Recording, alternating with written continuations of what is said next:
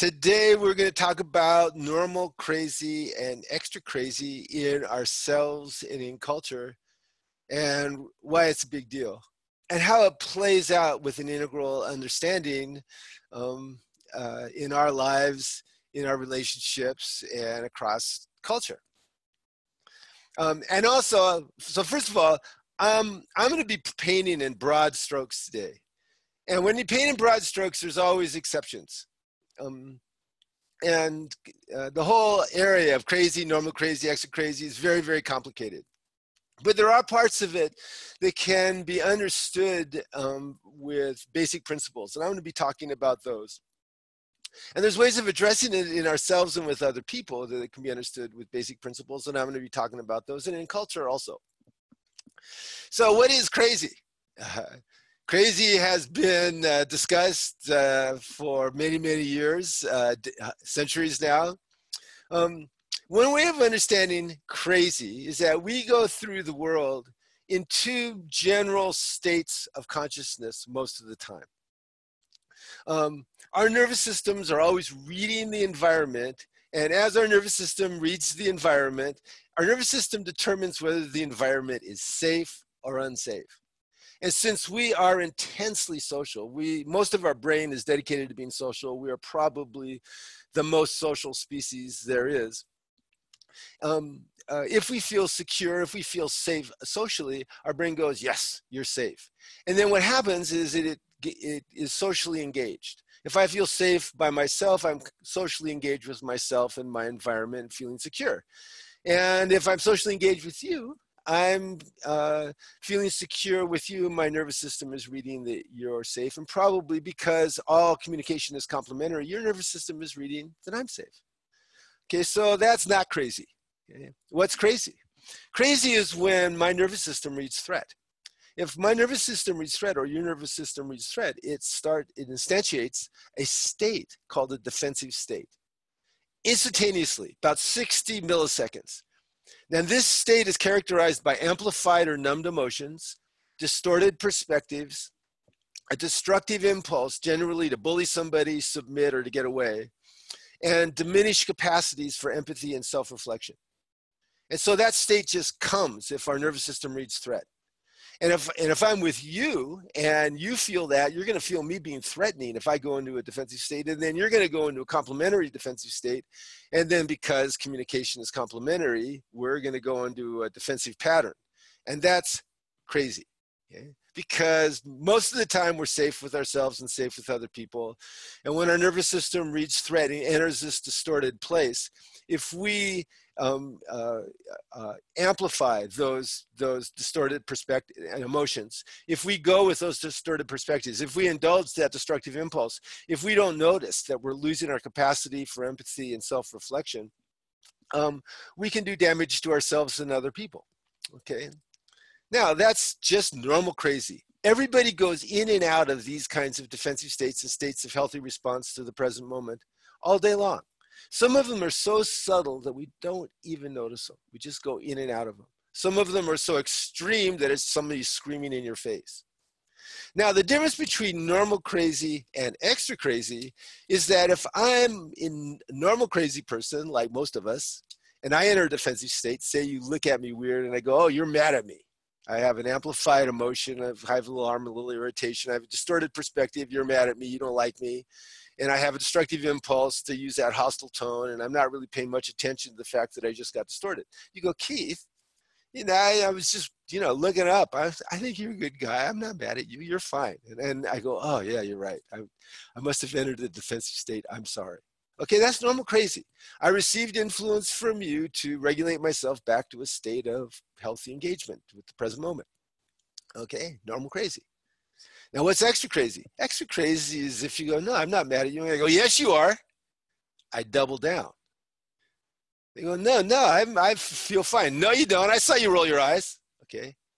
Extra crazy. Extra crazy is you double down. You continue to amplify the emotion. You continue to feed the distorted perspective. And you can see how dangerous that can be individually and interpersonally. And all of us have been extra crazy at some point in our lives. Now, we can be normal crazy or extra crazy by ourselves.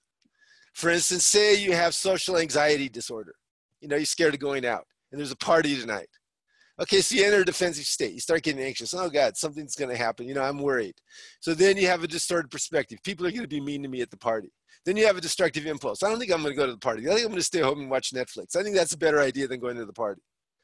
Now, if you indulge that destructive impulse, you've rewarded that an impulse, that destructive impulse, and you strengthen that state. And you're less likely to go to the party the next time. Bad idea. And this is how defenses over time, when we reinforce them, when we indulge them, get stronger and stronger and stronger. If you catch it, you go, oh, I have social anxiety disorder. I'm just scared of the party. I'm going to go, and there's just going to be people there, and most of them like me, the ones that I know, and I like people, and it'll be fine. And I go. I don't indulge the defensive state. I've de-escalated. I've regulated it back to healthy engagement with the present moment, healthy response to the present moment. That's an individual defensive state. Then there's an interpersonal defensive state, the one that I described earlier. Interpersonal defensive state is, I forgot your birthday. You go, you forgot my birthday, you don't love me. And I go, yes, I do, and I'm insulted that you don't think I love you. And what do you mean you're insulted? And now we're going back and forth. That escalating conflict that often happens with reciprocating relational defensive patterns. And if one of us doesn't regulate out of that complementary patterns, it's being run by mirror neurons in our brain and run by our past learning and run by our past relationship, we're going to start bullying or submitting or running away from each other. We're going to have destructive impulses. And that's an interpersonal relational pattern. And again, that can be normal crazy. One of us can say, come on, let's stop doing this. You go, oh, yeah, right. We just, you know, I'm hungry. I'm tired. Yeah, you're right. Let's just, okay, we just regulated it. Or it can be extra crazy. And one of us can keep going until we drive the other person away or we beat them up or something, okay? So that's the interpersonal, and that feels pretty bad. And often individual defensive states feel bad too. But then there are social defensive patterns. Social defensive patterns are we join together with other people to support a distorted perspective and a destructive impulse. And we see this all the time in the political environment. We see it on TV all the time. A bunch of like-minded people will objectify another group or another person and then ridicule them or attack them. And they feel morally superior to other people who do it. For instance, Fox News has made a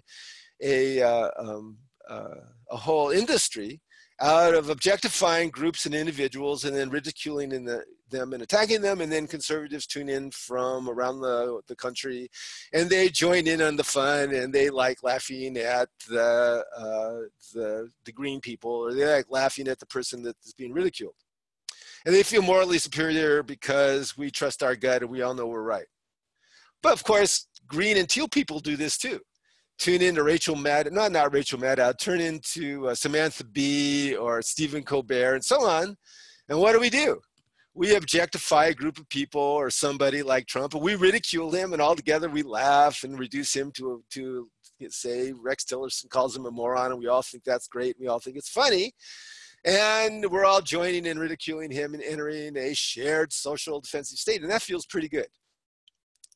Now, if you're green, and this is one of the problems that Ken has with green and that he illuminated in his recent Trump in the post-truth era, and to a certain extent in the future of religion too, is that in green, the answer to that often in unhealthy green is, well, we shouldn't make fun of anybody. We shouldn't laugh. I shouldn't laugh when Rex Tillerson calls Trump a moron. Okay, I shouldn't find that funny. You shouldn't find it funny either. And I don't want Chris Rock to come to my university because I'll be in the audience and he'll make me laugh at something I don't want to laugh about, and that's wrong. And then I'm guilty and wrong, and he's bad for making me do it, okay? Well, you can see that's another defensive state right there. That's an amplified emotion. You know, you notice all that self-righteous contempt. That's distorted perspective. We should have everybody not laugh at anybody else. That's a destructive impulse. I think the way I'll handle this is not have Chris Rock come to my campus. And there's not much self-reflection about what am I doing. I'm actually embodying the very characteristics that I'm attacking in other people. And I have pretty much no empathy for Chris Rock wanting to come and entertain me and my friends. Okay. And so we see this played out large in the world. And there is a difference between these states, individually, relationally, and culturally, at red, amber, orange, green, and teal. There has to be, because for every step up we go in self-development, we can take more perspectives. What that means is that our rationalizations in our distorted perspectives become more sophisticated. Our capacity for self-observation is more robust, but then, of course, if we're in a defensive state, we're resisting self-reflection. And sometimes I'll see a couple of green people attacking each other, and they'll be using green language. You're not being kind. And when you're not kind, it just wrecks our relationship. And you've not been kind before. You've been unkind before. Oh, and I remember I saw you making fun of that guy who was screaming in front of you. You shouldn't make, okay? I'm attacking you, but I'm using green language. Okay? I'm still in a defensive state. I'm just using a different worldview to attack you than I would if I was in amber or if I was in red. So there are differences, but there is an organizing principle. And the reason that there's an organizing principle is that we need our defenses. Defenses are isomorphic. They're something that are necessary to human development. And I'm going to explain just a little bit about why that is and how that comes to be. As I said earlier, we're super social, right? We're completely social. We're born in relationship and live in a relationship. And infants during the first 8 or 9 months of their life really don't feel that separate psychologically from mother. They don't have a separate sense of self. Now, if they're well attuned to, if they're well loved, and the mother is contingent, and if she's marked and she talks to the child about the child's inner experience and cares about it, keeps finding the baby when they're misattuned, that baby becomes securely attached, which is a good thing. But if she doesn't, the baby becomes insecurely attached, which causes problems. And around 9 or 10 or 11 months, this child, 3 things happen. The child feels separate enough from mom that he starts, or other caregivers, that he or she starts looking for mom or other caregivers when they feel distressed to be soothed. The child begins to walk and get around more. They're toddlers now, and they can feel shame emotions if they're disapproved of. Before 8 or 9 months, children don't blush. There's not enough sense of self to feel shame, but 10 or 11 months, they can. And between 11 months and 17 months, the average American child hears the word no once every 8 or 9 minutes. And when they hear the word no, they don't just hear the word, they hear the sound, which is a little bit harsh. They see the expression, which is a little bit severe. They feel disapproved of, and their nervous system goes into a parasympathetic collapse emotion, a shame emotion. They blush, their neck muscles and face muscles and shoulder muscles get slack, they freeze, they look down, they feel bad. There's sympathetic emotions where we get excited. This is in the autonomic nervous system. There's a sympathetic branch, sympathetic branch gets us jacked. Parasympathetic branch kind of slows us down. And there's positive and negative emotions associated with both the sympathetic and the parasympathetic. Shame is an unpleasant affect associated with the parasympathetic emotion. So the child goes into shame and freezes. Now you can see how useful this is for mammalian transfer of social knowledge and for protection. Because a child might be 20 or 30 feet away from a mother in a hunter-gatherer group and is getting close to a snarly dog, and the mother says stop with that disapproving tone, the child freezes. The mother can control the child at a distance. And the mother will go pick the child up and say, no, don't go near snarling dogs. And the child, within 10 seconds, if they're securely attached, will be back to happy, sympathetic arousal, which is where toddlers spend most of their time. But a little bit of social learning has taken place. If the child is grabbing from somebody else, the mother says, no. The child freezes. The mother says, we don't grab. Picks the child up, back to happy, sympathetic arousal, but the child, a little bit of social learning has taken place. So this is how shame helps us be social. This is how the shame emotions help us learn how to be people and how to operate within the lower left. And then later on learn lower right rules. And the lower right and the lower left are all enforced by our interior witness observing us doing right and doing wrong, and feel a little bit guilty and ashamed if we're doing wrong. And that capacity to self-observe and then judge ourselves happens around 2 years old when we develop theory of mind.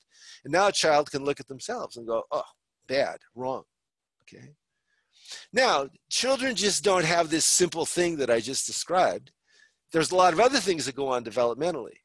And one thing that goes on developmentally is kids can learn how to hide emotions from parents around 16 months, and kids can learn how to push back if they're uncomfortable. And it's uncomfortable to have somebody disapprove of you. So one of the ways that we push back is we start developing defenses, like, no, I didn't do it. Or that's denial. Or projection, you did it, I didn't do it.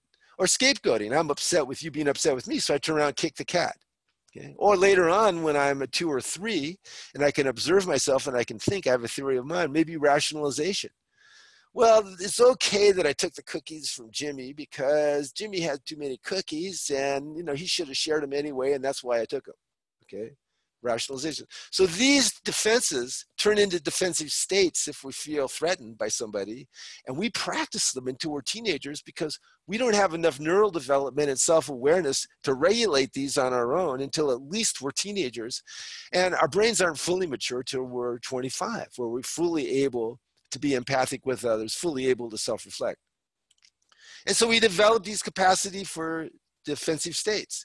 And I believe that there is a line of development called the integration of defenses line of development that we progress on all our life, where we get better and better at observing ourselves in defensive states and regulating those defensive states into states of healthy response to the present moment. We get better at observing ourselves, regulating these states, observing ourselves entering defensive states with other people, like an escalating conflict, and then de-escalating it, going into repair. We can observe ourselves entering these defensive states as I'm sitting there objectifying and ridiculing Trump and his administration. And even though I'm laughing, I'm going, Keith, that's not the way through to improve the country, to more effectively ridicule the current administration. There needs to be more. This is a wicked problem that needs way more solutions.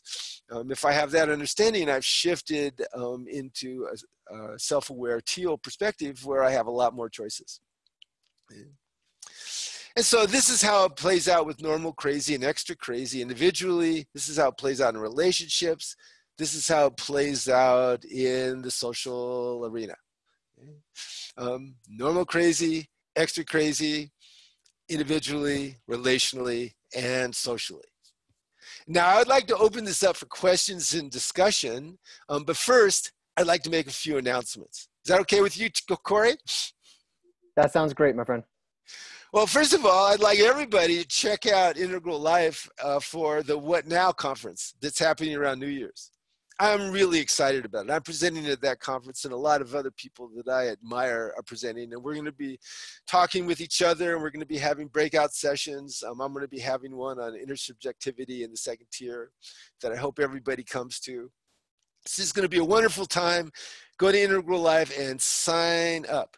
And also, I encourage you, as we talk about this stuff, to check out Ken's new book, Trump in the Post-Truth Era, that was first put out on Integral Life, and now it's coming out with Shambhala. I found that enormously useful in terms of understanding the current era. And interestingly, similarly, his Future of Religion book. So encourage everybody to check those things out. I'm organizing a special training program for master therapists called the Integral Master Therapy Program for people that have had 5,000 to 10,000 hours of experience as change workers. It's starting in February. And if you're interested, it's a 9-month program. We're going to have 2 3-day in-person meetings, the beginning and the end. We're going to meet weekly for 2 hours, where I'm going to be presenting a lot of stuff, and we're going to be talking about things during case enactments and so on. I'm very excited about it. The purpose of this is to take master therapists and have them go to the next developmental level. I would like people to be able to be stable at teal and turquoise during the therapy session. I'd like people to understand their natural healing style and take it to the next level to the extent that they could become a founder of that style if they want. And I want to create an intersubjective container where we can help each other grow as clinicians, because I think master therapists need that, and that's who I'm designing this for. Now, if you're interested in this, you can Google Integral Master Therapist and just go down the Keith part of it, and you can get to the web page where the application form is, and there's more explanation. You can also check out my new book, the Shadow Light Workbook. That's from my second most recent book, Shadow Light Illuminations at the Edge of Darkness. The workbook is designed to develop a set of practices just for you to explore and expand and grow your shadow. And we all know that expanding and exploring our adaptive unconscious, our shadow, is really what marks our development on almost every developmental line. Our left hemisphere conscious self learns things and then disciplines us to practice it. But we know we've changed when our right hemisphere habitual self is different. That's our adaptive unconscious, what I call shadow, constructive and destructive shadow. So check out those two books, and you can see that on my website, drkeithwitt.com. And also next month, we're going to have first Saturdays with Dr. Keith at 2 o'clock, my Pacific time, 3 o'clock Mountain time. And tune in a month from now, and you can catch this installment on Integral Life exclusively over the next month. And so if you're an Integral Life member, you get to listen to this and all the other stuff that we have on it. And there's a lot of stuff there. Incredible stuff with Ken. There's Psychology Now with Mark Foreman and me. There's all Jeff Salzman's and my Shrinking Pundits. And there's just all these great people teaching so much great stuff. It will enlighten you to get lost in Integral Life.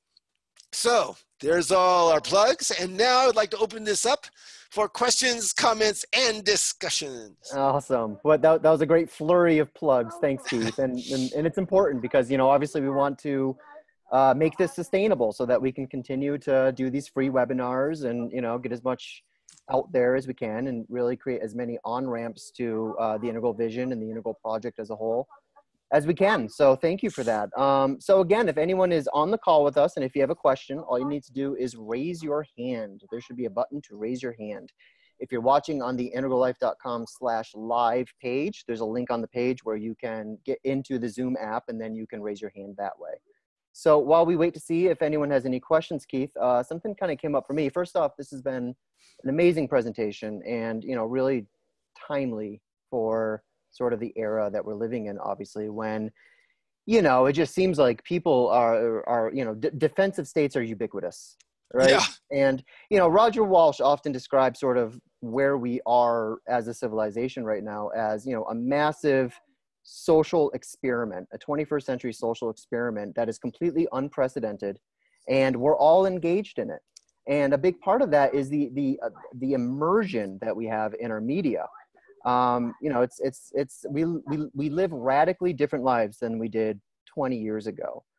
We're completely immersed, and that immersion seems to trigger this constant defensive state.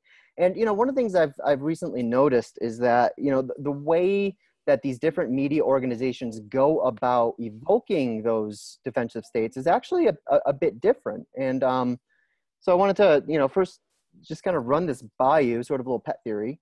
And then, you know, see if you see any sort of difference in how you would approach treatment, basically, how you would, you know, what type of guidance you would offer to both of these sort of dilemmas. And one of the things I noticed is, you know, it's almost like these media organizations have been learning from, you know, the casinos in Las Vegas. Like they know what buttons to push in order to provoke exactly the response that they want to provoke.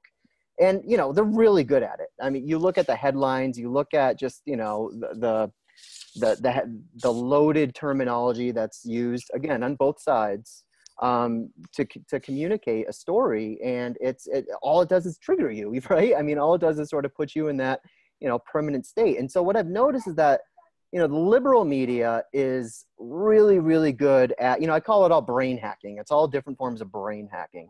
And the liberal media is really, really good at hacking your limbic system, right? Like using shame, triggering strong emotional responses to stories of outrage. And yeah, exactly. And, you know, you should feel outraged because, you know, here's a story of oppression over there. And even before all the details come in, the headlines are, you know, really targeted right at your nervous system to make you twitch, right? And then the conservative media, they do the same thing, but they have a sort of different tactic where they're going after the reptilian brainstem. They're just pounding on the amygdala over and over and over again, and, you know, eliciting those really strong feelings of fear and encroaching danger. So I guess my Yes. first question is, would you agree with that sort of very broad generalization? And if so, are there different strategies to help to help alleviate the defensive states, the two very different kinds of defensive states that both of those tactics are sort of evoking for us? So that's a big question. So yes, it is different. But first, let's start with something. One thing that's true right now in the current era in America, weirdly, is that there is more room for individual differences, individual opinion, and individual expression than ever before in the history of the world. Mm. Okay? Ever before in the history of the world. Now, one of the consequences of that is that there used to be social constraints on what you could say in public. Couldn't insult people, couldn't swear, couldn't tell lies, couldn't make extreme statements, had to back up what you said with facts or not. All that stuff. Now you don't. You don't have those social constraints. And so individual people can, in any public forum they want, they can do anything they want and they're accepted. There's individual freedom to do that, just like there's individual freedom to do a lot of things. Mm-hmm. Now, as we all know, no offense, Mitt Romney, institutions are not people. Institutions are organisms that are dedicated to their preserving themselves and growing in their reach and their power and their wealth. And so we are dominated by institutions. There's institutions all over the place. There are big business institutions. There's drug institutions. There's healthcare institutions. There's the food industry. There's the alcohol industry. There's the media industry. Okay? And if we want to be liberated, healthy people, we're going to have to be outliers because all those institutions are wanting to influence us to support them. Right. Okay? And those institutions will just keep on growing until they're regulated by the collective.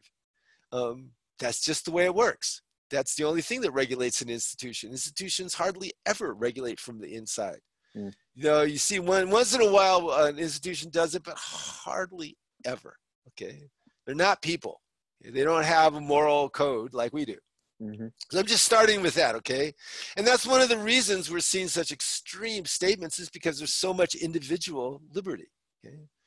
Now, that being said, you'll notice that Amber basically draws on blood kinship.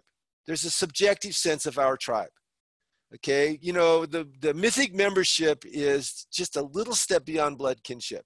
There's the in-group and the out-group is a threat, and we need to oppress them. We need to push them back. We need to push back the immigrants. We need to push back the liberals. We need to push back anybody that doesn't share the mythic belief because they're attacking us. They're after us. Okay, and we need to push back science.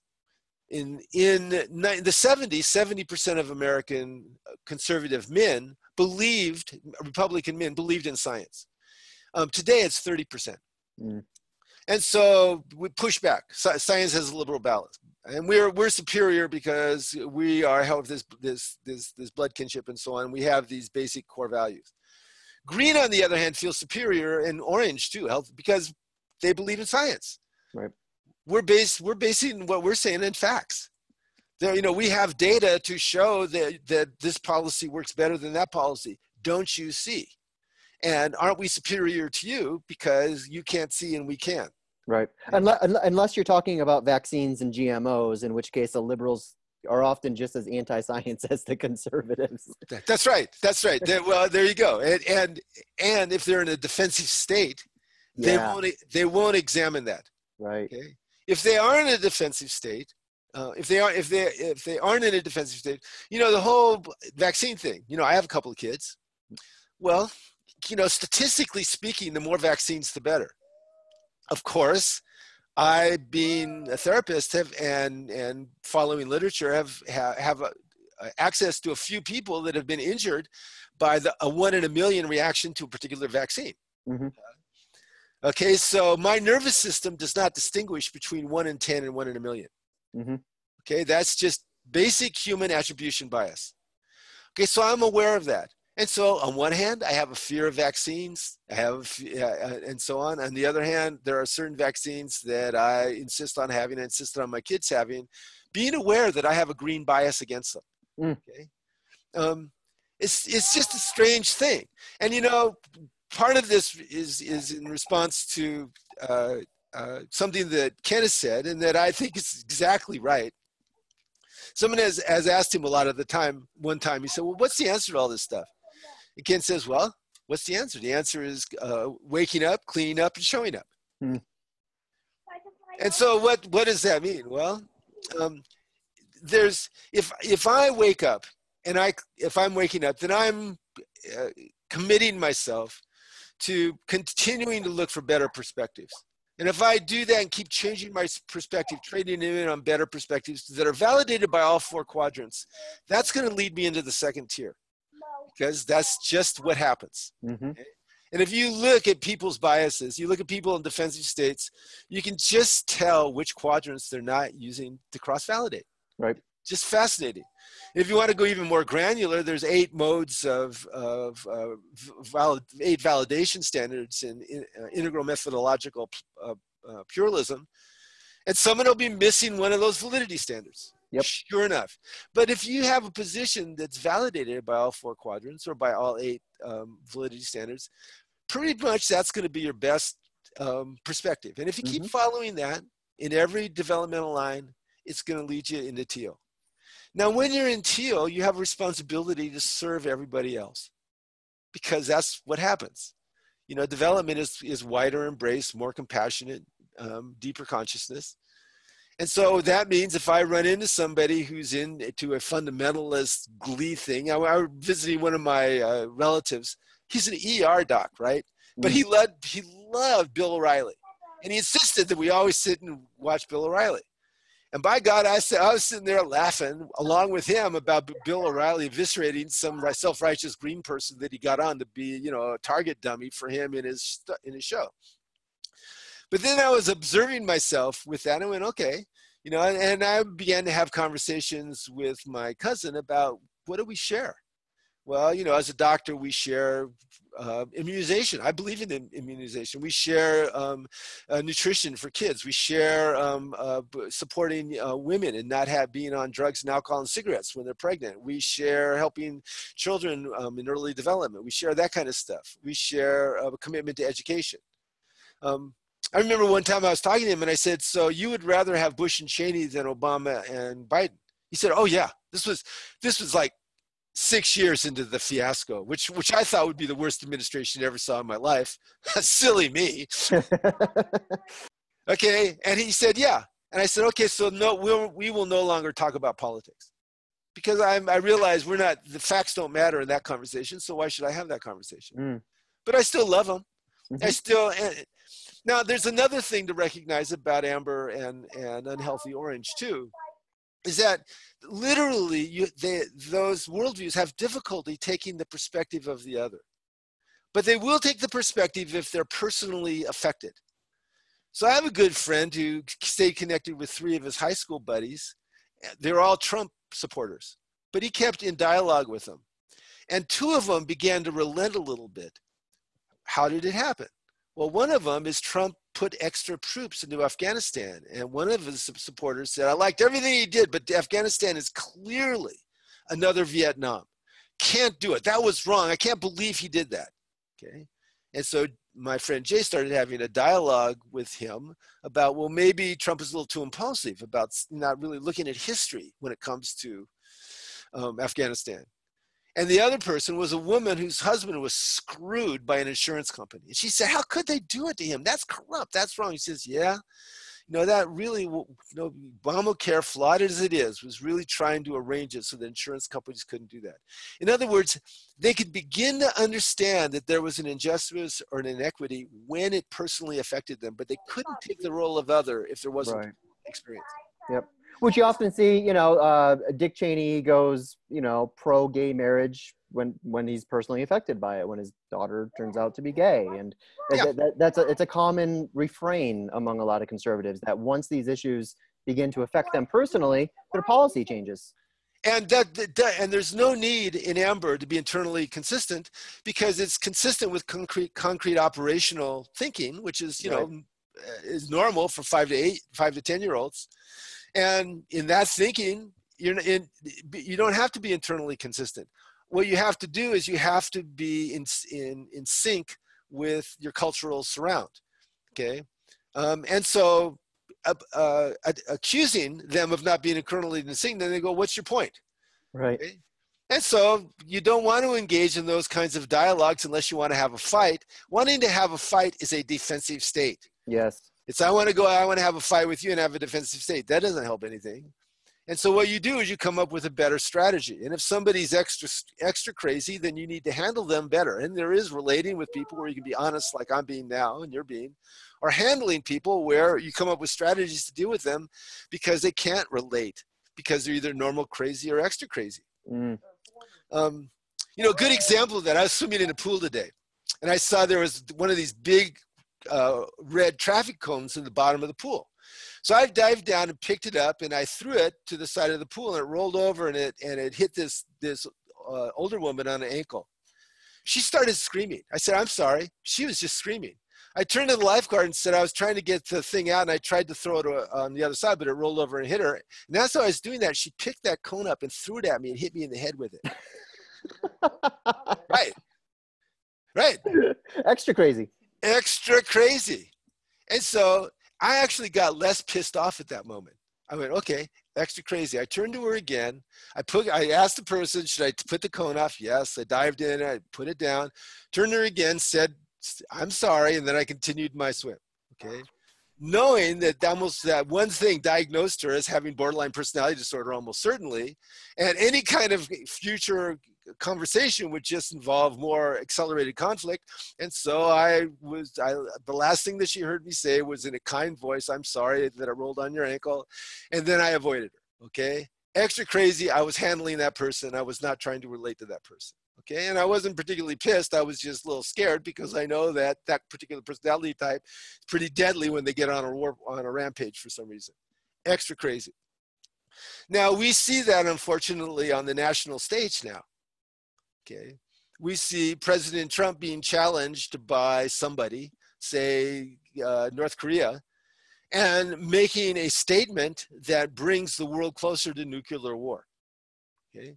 There's no self-observation there. There's no empathic resonance. There's just pure red impulsivity. That's right. Okay? It feels good. It feels good to him. And the people that agree with him, it feels good to them too. We're on the inside. Kim Jong-un is on the outside. He's an asshole. Let's ridicule him. That's good. You know, and are we self-reflecting about what we're doing? No. Are we thinking about larger consequences? No. Do we care about what the facts say about this? No. You know, it just feels good. Fuck him. Okay. You know, and they love Trump. You know, that's great for them. Okay. And so I'm not going to get very far saying we're moving closer to nuclear war. And Right. so now I deal with stuff mostly on the local level with individuals, couples, and families. And so for me, I always anchor something in a personal experience if I'm dealing with amber or unhealthy orange, and kind of move up there into waking up, cleaning up, and showing up. And that's my job. All therapists do that, by the way. That's Right. kind of the subtext of all psychotherapy is we're all supporting evolution. And evolution of consciousness is a beautiful thing. You know, because as you evolve, you become more compassionate, you have deeper consciousness, and you care for more people. But evolution itself is not very gentle and doesn't care. Right. You know, evolution, you know, Ken called the current disaster an evolutionary adjustment, and I think he's right. And evolution doesn't care how much damage is done. Evolution just continues to rub the edges together until more complexity arises. And we're the edges. Right. Carpet burn. Carbon burned. Yep. So yeah, there's always, and by the way, you can be normal crazy in amber, and you'll grow faster and be more adjust. And you can be extra crazy in, say, green, Mm-hmm. be stuck in a pathological place where you can't change. Yep. Okay. And you know, extra crazy is normal when you're 2 years old or 3 years old. A lot of the characteristics of extra crazy people, like, you know, like this woman, you know, she believed that I was deliberately trying to throw that cone to hurt her. That's called a teleological stance, which is normal for a 2.5-year-old. If you do something, you meant to do it. And she, got into basic primitive attribution theory. If you hurt me a little bit, I need to hurt you a lot. So she hit me on the head with the thing. That's normal in a 2.5-year-old. Right. But if that kid isn't abused, and if that kid is contingent, and that kid has a normal brain, that kid grows to a place where they're not able to do that, when they're a grown-up. And unfortunately, so many children are neglected or abused in this culture. 28% of girls and 16% of boys, for instance, are sexually abused. Yeah. Most people have had 1 or 2 or 3 kinds of adverse childhood events. There's like the study done where there were 10 categories of it. And the more categories you had, the more likely you were to be addicted to something, the more likely you were to have depression, anxiety, suicide attempts, addiction, you name it. So we're very, very sensitive developmentally. And this, for me, part of the hope of the future is I support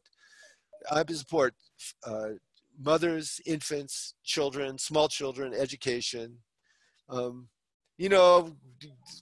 do we deal with white nationalists? We support their children. That's how we deal with them.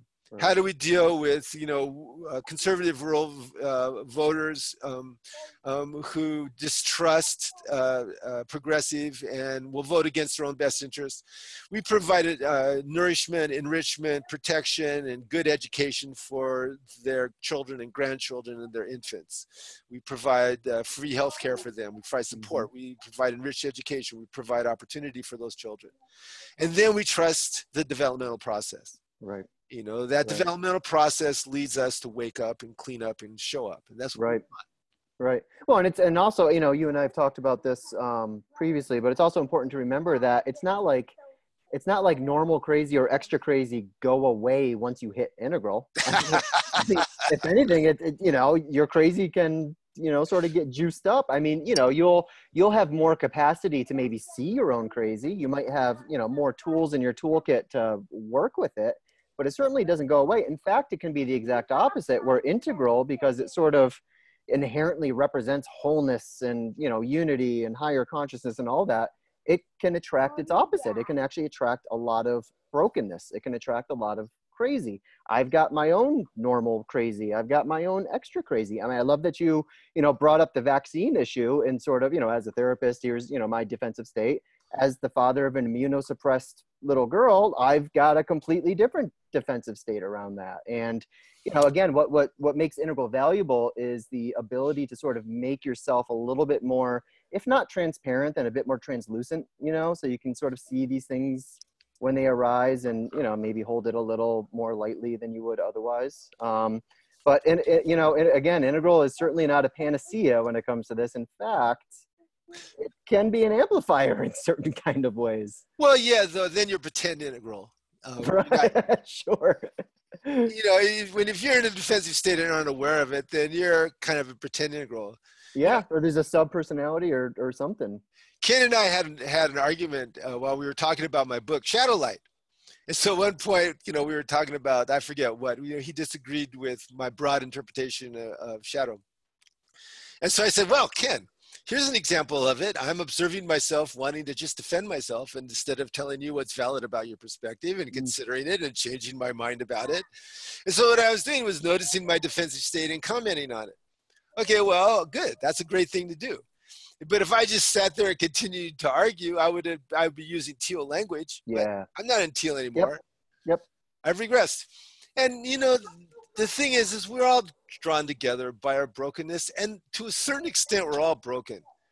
There was a study called the Dunedin study that was done in New Zealand. This study followed 1,000 people from the age of 3 to 35.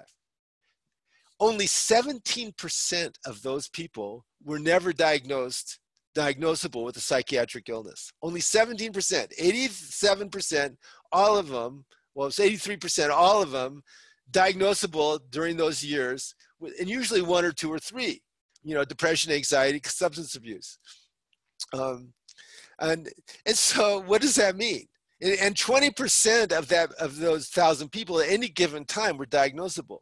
What does it mean? It means all of us deal with this stuff I'd be diagnosable with 10 or 11 psychiatric disorders if you looked over different parts of my life. Mm-hmm. So all of us, to a certain extent, have those places in us that need attention. Mm-hmm. And when we wake up, part of waking up is recognizing those places and bringing the attention, the healing attention to them that they need, and helping other people, receiving loving influence from other people, therapists, priests, spirituals, advisor, friends, family, that kind of stuff, to help each other grow. Right. And none of us do it by ourselves. We always Right. do it in relationship with other people, relationships with ourselves, and relationships with our past, present, and future. Right. We are drawn. If I'm in a defensive state, and I start being in a defensive state in the second tier, I'm engaging in spiritual bypassing, almost by definition. And I'm not in an integral altitude. I'm at another altitude. I'm in a pathological green usually, but sometimes pathological red. Mm-hmm. Sometimes it's disguised, or sometimes pathological amber.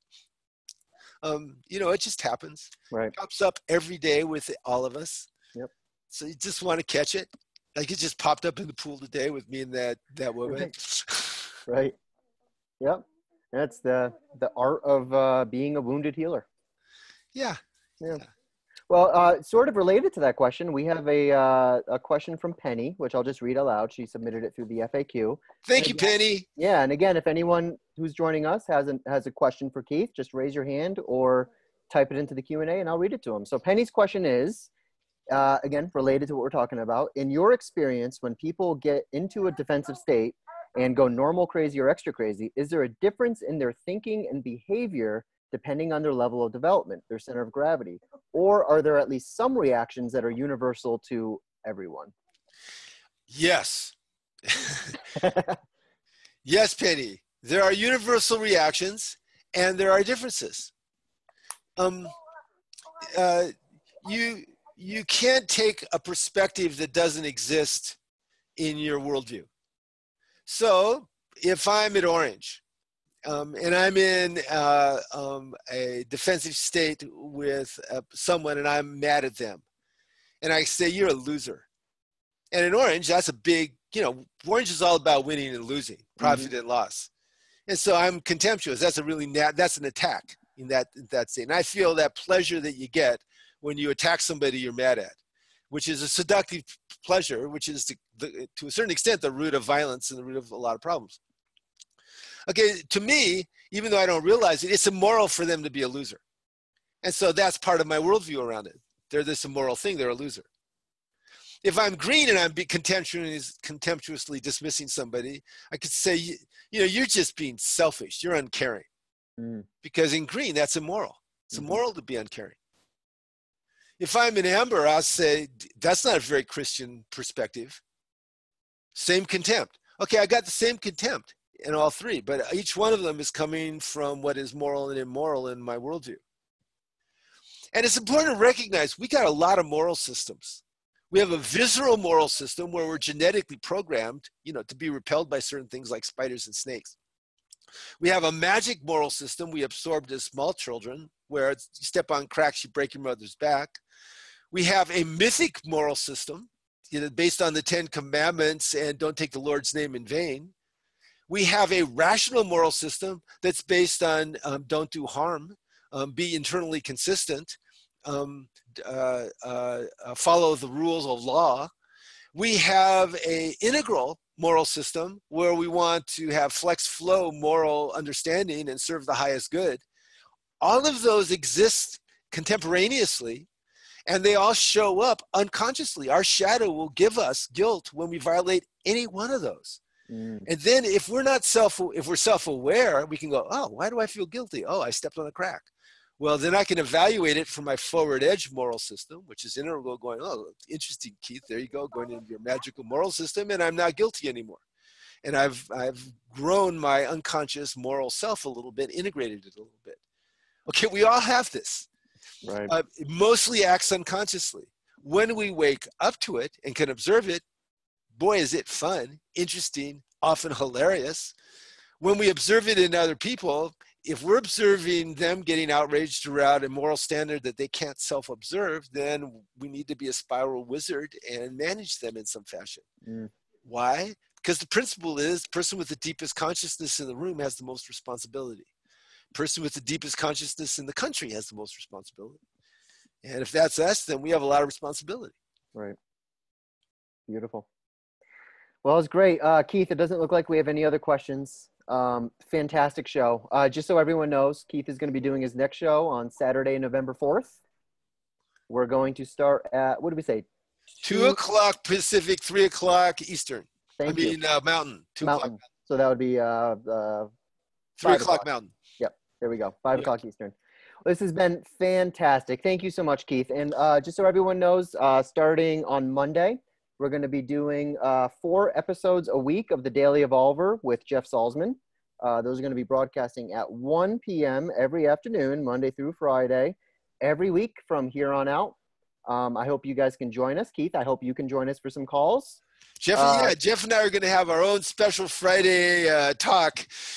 He's going to make an exception for the Monday through Thursday in about 3 or 4 weeks, and hopefully I'll be able to participate. And everybody should. Jeff has a lot of fun with those, and the people that go on with them have a lot of fun with him. Yeah, for sure. The Daily Evolver is great. Well, Keith, again, thank you so much, my friend. Awesome episode, and I will talk to you soon. Yeah, and thanks everybody for tuning in. Take care. My love to everybody.